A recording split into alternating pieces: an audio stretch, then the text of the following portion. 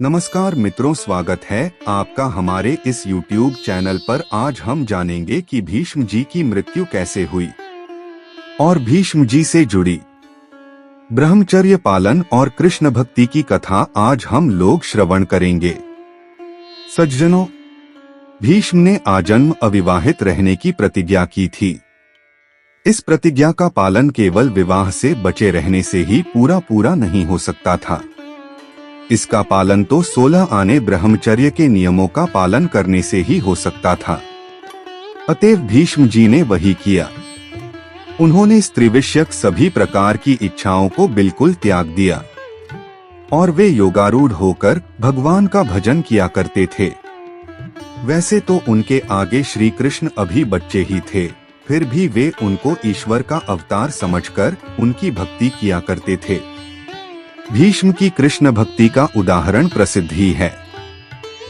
जब युद्ध भूमि में श्री कृष्ण ने निहत्थे रहकर अर्जुन का रथ हाँकने की प्रतिज्ञा की थी, तब भीष्म जी ने भी उनसे शस्त्र ग्रहण कराने का प्रण कर लिया।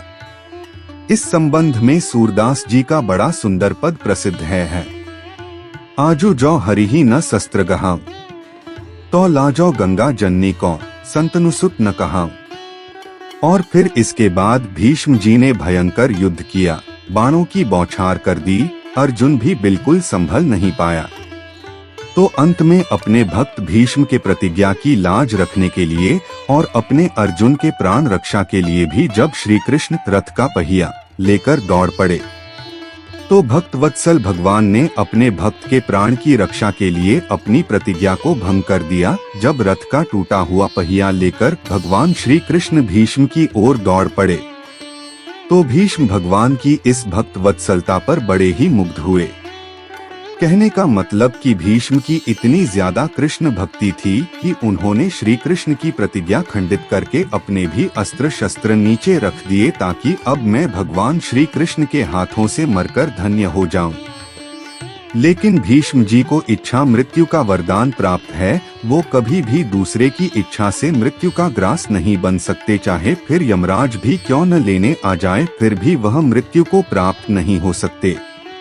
इसके बाद युद्ध चलता ही रहा। भीष्म जी कौरव पक्ष के मुख्य और प्रधान सेनापति थे।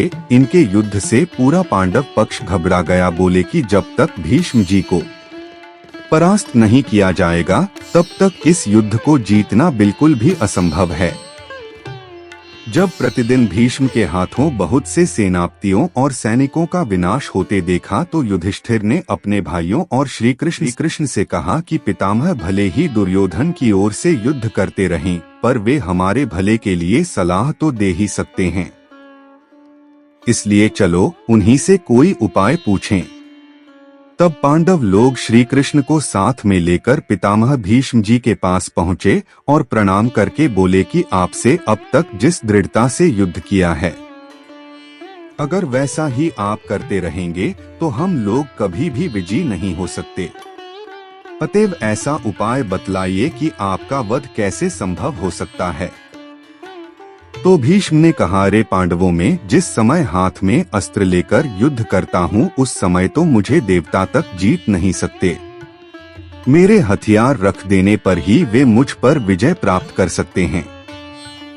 और सुनो पांडवों, जिसके पास शस्त्र कवच और ध्वजा नहीं है, जो गिर पड़ा हो, भाग रहा हो अथवा डर गया हो, उस पर मैं कभी हाथ नहीं उठाता। और इसके सिवा स्त्री जाति, स्त्री सदृश, नामधारी, अंगहीन, एकमात्र पुत्र के पिता तथा शरणागत व्यक्ति के साथ भी मैं कभी युद्ध नहीं करता। और फिर अगले दिन श्री कृष्ण ने इसी उपाय का प्रयोग कराया। और अर्जुन के ऊपर भीष्म इस डर से प्रहार नहीं करते थे ताकि कहीं शिखंडी पर वार न हो जाए, और उधर शिखंडी तथा अर्जुन दोनों ही कसकर चोटें कर रहे थे। इन लोगों की मार से भीष्म की देह में ऐसा 2 अंगुल स्थान भी नहीं बचा जहां घाव न हो। बेहतर घायल हो जाने पर भीष्म शरशयागत हो गए। इस युद्ध में उन्होंने अवश्य ही शिखंडी पर शस्त्र नहीं चलाया, किंतु कौरवों के अन्यान्य महारथियों ने उनकी रक्षा करने के यत्न में कुछ कसर नहीं छोड़ी थी। भीष्म का पतन होने पर स्वर्ग और मर्त्यलोक में हाहाकार होने लगा। भीष्म का पूरा शरीर तो बाणों पर रखा हुआ था, केवल मस्तक कोई सहारा न रहने से नीचे की ओर लटक रहा था। इस समय सूर्य को दक्षिणायन में देखकर भीष्म ने उचित अवसर की प्रतीक्षा में प्राणों को रोक लिया। भीष्म के पतन की खबर फैलने पर कौरवों की सेना में हाहाकार मच गया और फिर दोनों दलों के सैनिक और सेनापति लोग युद्ध करना छोड़कर भीष्म के पास एकत्र हो गए। सबने प्रणाम किया और भीष्म जी ने अर्जुन से कहा कि बेटा, तुम क्षात्र धर्म के जानकार हो, मुझे उपयुक्त तकिया दो। और फिर आज्ञा पाते ही अर्जुन ने उनको अभिवादन कर बड़ी तेजी से ऐसे 3 बाण मारे जो उनके माथे में छिदकर पृथ्वी में जा लगे। बस माथे को सहारा मिल गया। इन बाणों का आधार मिल जाने से सिर के लटकते रहने की पीड़ा समाप्त हो गई और फिर उन्होंने सबसे से कहा कि उत्तरायण आने तक मैं इसी शरशय्या पर पड़ा रहूंगा। इसके बाद जब युद्ध समाप्त हुआ और कुरुक्षेत्र के संग्राम में विजयी होने के पश्चात जब युधिष्ठिर को इस बात का पश्चाताप हुआ कि उन्हीं के कारण उनके सगे संबंधियों और रिश्तेदारों के प्राण गए हैं, तो इससे उदास होकर उन्होंने जीते हुए राज्य को भी छोड़-छाड़ कर सन्यासी होने का विचार कर लिया।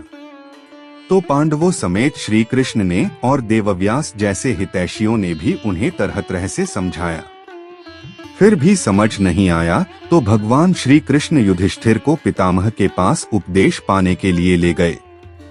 भीष्म यद्यपि शरशय्या पर पड़े हुए थे, फिर भी उन्होंने श्री कृष्ण के कहने से युधिष्ठिर का शोक दूर करने के लिए राजधर्म, मोक्ष धर्म आदि का मूल्यवान उपदेश बड़े विस्तार के साथ दिया। इस उपदेश को सुनने से युधिष्ठिर के मन में जो ग्लानि थी आज वह दूर हो गई।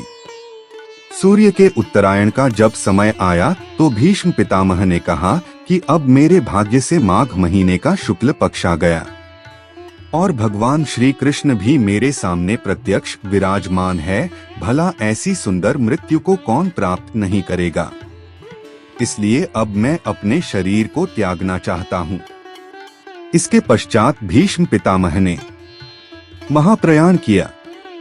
सूर्य के उत्तरायण होने पर पीतांबरधारी श्री कृष्ण की छवि को अपनी आंखों में बसाकर भीष्म जी ने अपने नश्वर शरीर का त्याग कर दिया। सभी लोग भीष्म को याद करके रोने लगे।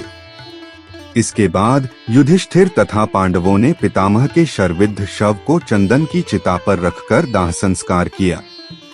तो कैसा लगा हमारा आज का ये वीडियो। अगर हमारा ये वीडियो आपको पसंद आया हो तो आप इस वीडियो को अपने मित्र बांधवों को जरूर शेयर करें और हमारे इस YouTube चैनल को सब्सक्राइब करने के साथ साथ घंटी का बटन दबाना भी बिल्कुल भी न भूलें, ताकि ऐसे ही ज्ञानवर्धक जानकारियों के वीडियो सबसे पहले आप तक पहुँचे।